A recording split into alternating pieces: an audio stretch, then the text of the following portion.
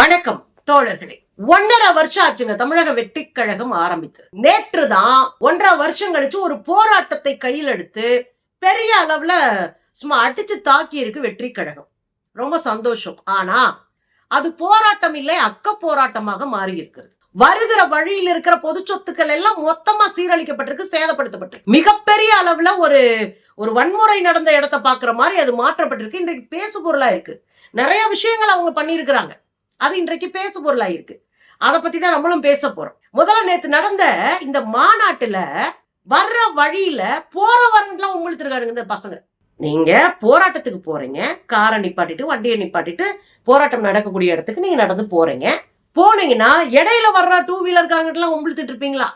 உங்களுடைய நோக்கம் உங்களுடைய கட்சியோட சேர்ந்து பாதிக்கப்பட்டு இருக்கிற, கஸ்டடி டெத்துல செத்து இருக்கிற, லாக்அப் டெத்துல வன்மையா கொலை செய்யப்பட்டு இருக்கிற போலீஸ் அராஜகத்தை எதிர்த்து, இதை வேடிக்கை பார்க்கிற அரசாங்கத்தை எதிர்த்து நீ போராட போற.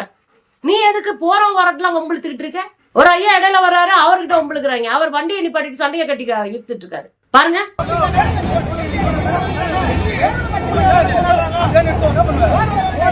இதுதான் இல்ல, காவல்துறை என்ன சொல்றாங்க, மாற்று வழியில போங்க, பொதுமக்கள் இந்த வழியில போட்டோம், நீங்க ஒரு மாற்று வழியில மொத்தமா போங்க அப்படின்னு ஒரு மாற்று வழியை காட்டுறாங்க.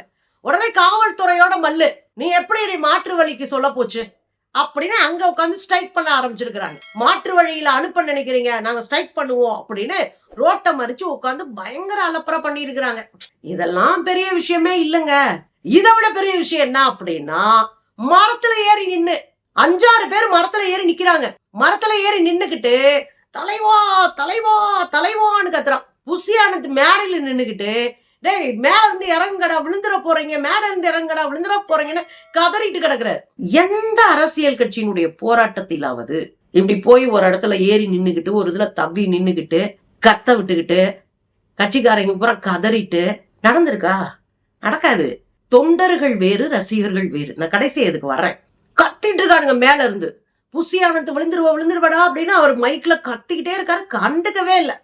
பாருங்களேன்.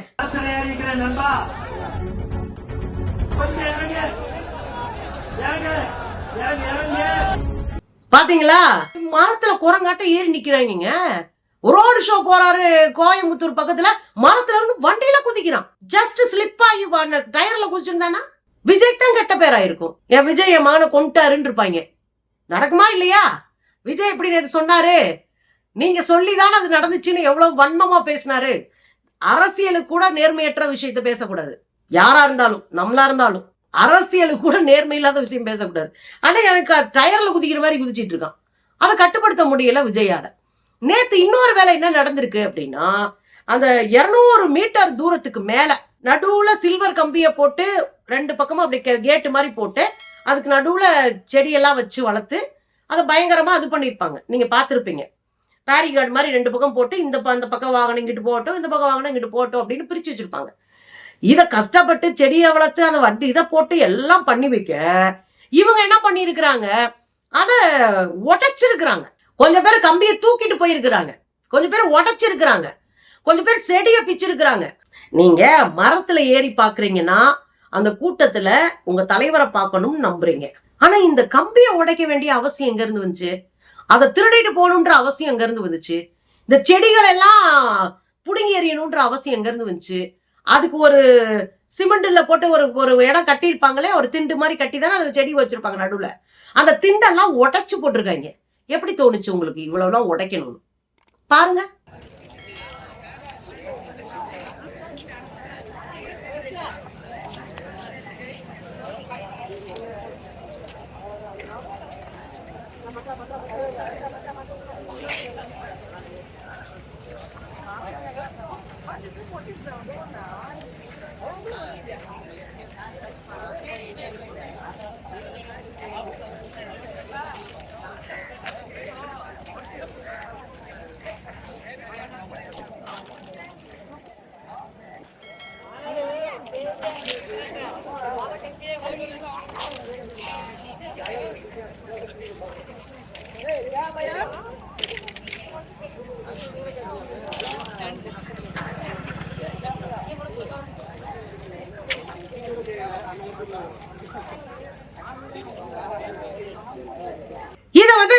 பத்திரிகைக்காரங்க எடுக்கிறாங்க. நான் அப்படி சதைச்சு வச்சிருக்காங்க, அரசாங்க சொத்தத்தை உடைச்சு காலி பண்ணிருக்காங்க. இதை ஃபுல்லா பத்திரிகைக்காரங்க 2 பேர் சேர்ந்து போன்ல எடுத்துட்டு இருக்கிறாங்க அந்த காட்சிகளை. உடனே அங்க இருக்கிற தாவிகா குரூப் வந்துருச்சுங்க. தாவிகா குரூப் வந்து என்ன சொல்ல ஆரம்பிச்சிட்டாங்க, அது எப்படி நீங்க எடுக்க போச்சு, அதெல்லாம் தப்புங்க, இதெல்லாம் காட்டாதீங்க. ஏன்னா நீதான் செஞ்சிருக்க, அதை காட்ட மாட்டாங்களா, பத்திரிகையில செய்தியில போட மாட்டாங்களா, டிவியில காட்ட மாட்டாங்களா? இதை காட்டக்கூடாதுன்றத மென்மையா மிரட்டுது ஒரு கூட்டம். பாருங்களேன்.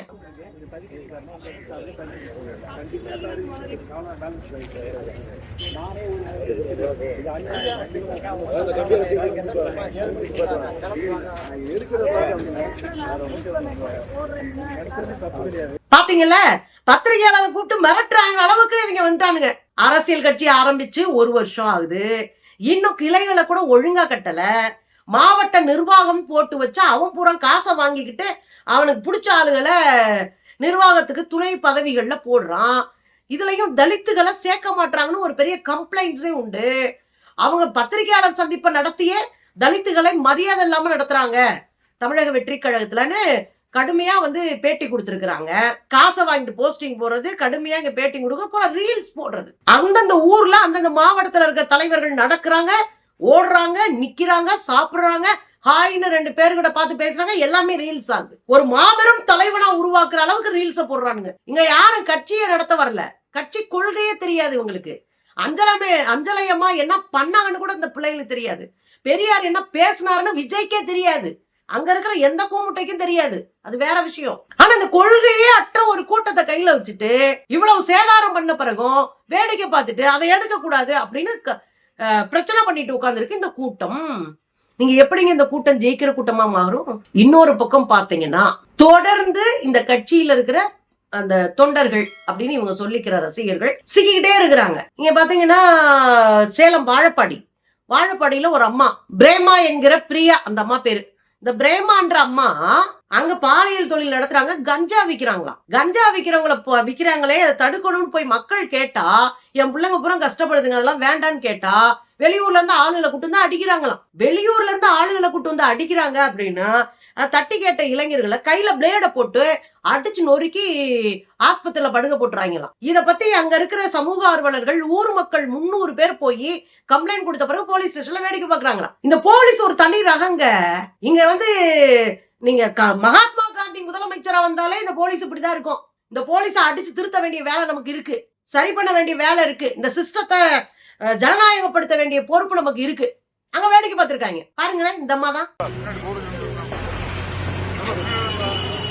பாத்தீங்களா, இதுதான் அவங்க லட்சணம். இது எல்லாத்தையும் தாண்டி பாத்தீங்கன்னா திருநெல்வேலியில, திண்டுக்கல்ல இன்னொரு ஆள் ஏதோ யூடியூப் நடத்துறாரோ, அந்த ஆளு ஃப்ரெண்டோடைய தங்கச்சிக்கு ஆபாச மெசேஜ் அனுப்பி அவரை போட்டு அடிச்சா அது ஒரு பெரிய பரபரப்பாகி இப்ப அவங்க ஒய்ஃபை கேஸ கொடுத்து உள்ள கிடக்குறாரு. அது பெரிய லட்சக்கட்ட வேலையா போச்சு.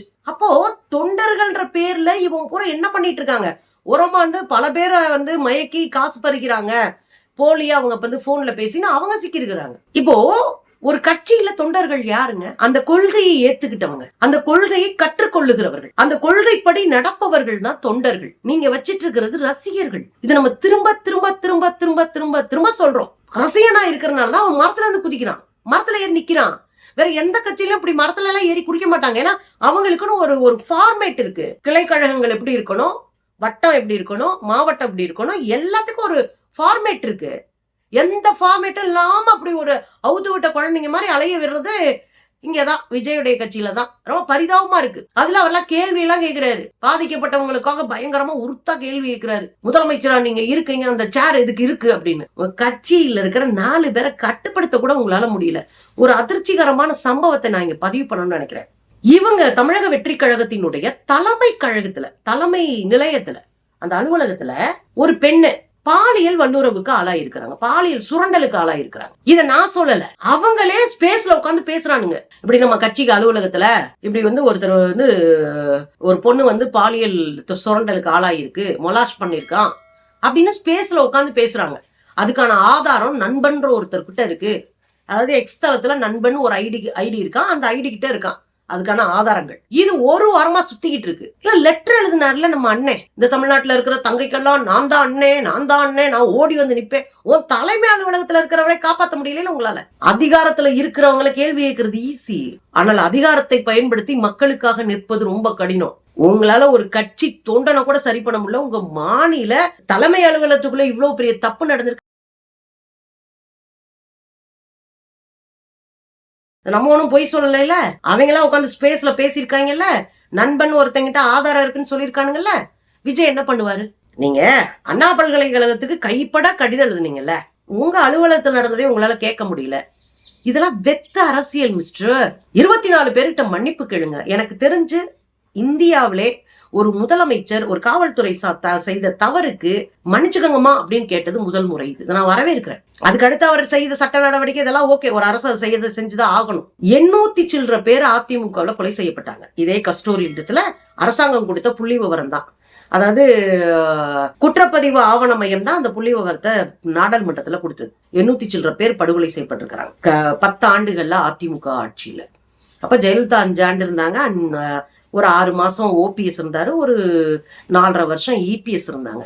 இப்போ அண்ணன் விஜய் அவங்களை எல்லாம் போய் மன்னிப்பு கேட்க சொல்லுவாரா? இன்னும் இந்த கஸ்தூரி இடத்துல முதல் இடத்துல இருக்கிற வட இந்தியாவுப்புறம் மன்னிப்பு கேட்க சொல்லுவாரா? இப்போ மன்னிப்பு கேட்க இவர் ஒரு வருத்தப்பட்டு ஒரு மன்னிப்பு கேட்கிறான்னா அது ஒரு மனிதாபிமானம். மன்னிப்பு கேட்கறது தீர்வு இல்லைன்னு அவருக்கும் தெரியும். ஆனா பாதிக்கப்பட்டவங்களை நேரா சந்திக்கும் போது அந்த வார்த்தை விழுகுது. உடனே 24 பேர்கிட்ட மன்னிப்பு கேட்கறது இல்ல ஒரு அரசுடைய வேலை. இன்னைக்கு நடக்காம தடுக்கிறதுக்கு நீங்க ஐடியா சொல்லிருக்கணும் நேற்று மேடையில. இனிமேல் ஒரு டெத்து கூட லாக்அப் டெத்து நடத்துக்கிற கூடாது. காவல்துறையை சீர்படுத்துங்க. சின்ன சின்ன குழுக்களா அவங்களுக்கு பயிற்சி கொடுங்க. அவங்களுக்கு ஸ்ட்ரெஸ்ஸா இருக்கு, அதை சரி பண்றதுக்கு என்ன பண்ணலாம்? 24/7 ஒரு காவலர் வேலை பார்க்க முடியாது, ஒரு மனுஷன் வேலை பார்க்க முடியாது. அப்ப காவலர்கள் சுட்டுக்கு சாகுறான். காவலர்கள் இப்படி பெரிய காட்டு மிராண்டி மாதிரி நிக்கிறான்னா உளவியல என்ன பிரச்சனை இருக்கு? அதை எப்படி சரி பண்ணணும் அப்படின்னு ஒரு தயாரிங்க, ஒரு அறிக்கை தயாரிச்சு கொடுங்க. அரசு இதுக்கு வழிகாட்டுங்க. அரசுக்கு அதுதானே ஒரு தலைமைக்கு அழகு, அதுதானே ஒரு கட்சி செய்ய வேண்டியது. ஷோகேஸ் மாதிரி 24 பேரை கூட்டு மேல வச்சுட்டு மேடையில நிக்க வச்சுட்டு நான் பெரிய போராளின்னு காட்டுறது இல்ல மிஸ்டர் அரசியல். அது பாராட்டுக்குரியதான். இப்படி ஒரு கஸ்டோடியல் டெத் இனிமேல் நடக்கவே கூடாது. அதுக்கு என்ன வச்சிருக்கீங்கன்னு தானே நீங்க பேசிருக்கணும். அரசாங்கத்தை நிர்பந்திச்சிருக்கணுங்க. அதுக்கு ஒரு பேரணி நடத்துங்க. அது தப்பே கிடையாது, எதிர்கட்சி பண்ணலாம். ஆனா அதெல்லாம் சொல்ல மாட்டேங்க. எதுக்கு இங்க உட்காந்து தேய்ச்சிட்டு இருக்கீங்க? எனக்கு தெரிஞ்சு நான் பார்த்த முதலமைச்சர்கள்ல பெண்களுக்காகவும் கல்விக்காகவும் உண்மையிலேயே மெனக்கிடுற முதலமைச்சரா தான் நான் ஸ்டாலின் அவர்களை பாக்குறேன். ஏன்னா தனிப்பெண்கள் பத்தி உங்களுக்கு பெருசா தெரியாது. தனிப்பெண்களுக்கு ரேஷன் கார்டு அது பெரிய விஷயம். பெண்கள் பேர்ல குடிசை மாற்று வாரிய வீடுகள் பெண்கள் பேர்ல இருக்கணும். அது ஒரு பாதுகாப்பு. குடிச்சுப்படி அடிச்சு வெளியே தள்ளிட்டு வீட்டை விட்டு போடினா போக முடியாதுல்ல. இது ஏன் வீடு, ஓடு, நீ வெளியே போடான்னு சொல்ல முடியும்ல.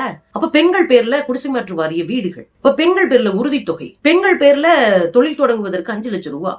பெண்களுக்கு இன்னும் என்னென்ன பண்ண முடியும்? மகளிர் சுய உதவி குழுக்கள் மூலமாக பெரிய மாற்றத்தை தமிழ்நாடு தான் முதல்ல இந்தியாவிலே செஞ்சது.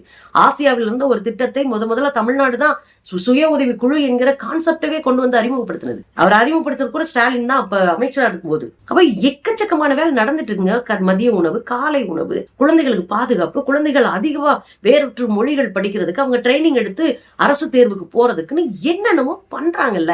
இப்படியான பிரச்சனை வரும்போது நீங்க என்ன பண்ணணும்?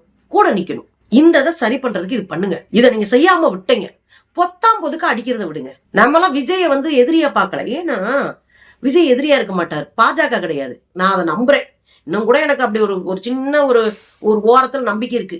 பாஜக மாதிரி கேவலமா இருக்க மாட்டாரு விஜய்ன்னு நான் நம்புறோம் நாங்கெல்லாம். அதை நீங்க காப்பாத்திக்கங்க. அதனால வழி இருக்குன்னு சொல்லுங்க, தாராளமா நீங்க சொல்லலாம். வழியை சொல்லுங்க. சமூகத்துக்காக இயங்குறவங்களை திரட்டி அவங்ககிட்ட ஒரு ஐடியா கேளுங்க, அதை தொகுங்க, அதை அறிக்கையாக்குங்க, அதை முதலமைச்சர் சந்திச்சு கொடுங்க, சரி பண்ணுங்க. முதலமைச்சருக்கு ஆட்சிக்கு எதிராக என்ன நடந்தாலும் அதை கேளுங்க, கேள்வி கேளுங்க. ஆனா அதுக்கெல்லாம் முன்னாடி உங்க கட்சியை ஸ்திரப்படுத்துங்க. யார் வேணாலும் அரசியலுக்கு வரலாம். தொண்டர்களை வச்சுதான் ஒரு கட்சியை கட்டமைச்சு மேல கொண்டு போக முடியும். கிளை கழகங்கள் தான் ஒரு கட்சியினுடைய ஆணிவேர். அது இல்லாம நீங்க உங்களை தனியா தொலைச்சு பழி கொடுக்க தயாராயிட்டாங்க. பார்த்து பொழைச்சுக்கோங்க. அப்படித்தான் நான் சொல்லுவேன்.